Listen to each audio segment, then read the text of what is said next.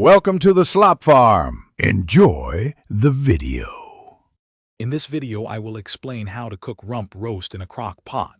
First, select a 2 to 3 pound rump roast, which is ideal for slow cooking.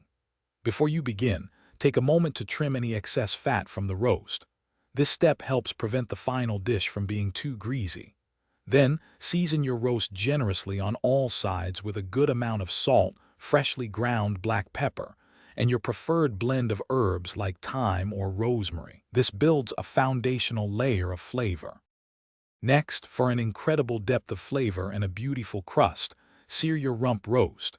Heat a tablespoon of oil in a skillet over medium-high heat and brown the roast on all sides for about 3 to 5 minutes per side.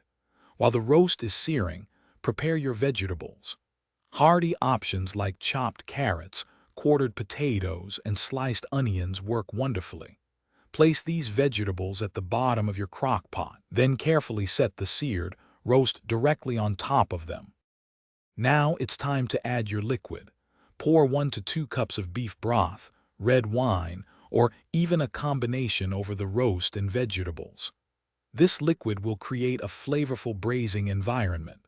Set your crock pot to cook on low for 6 to 8 hours, or if you're short on time, you can cook it on high for 3 to 4 hours. Always ensure the internal temperature of the roast reaches at least 145 degrees Fahrenheit for food safety and tenderness.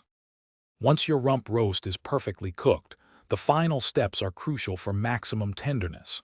Remove the roast from the crock pot and let it rest on a cutting board for at least 15 minutes. This allows the juices to redistribute throughout the meat, ensuring every bite is moist.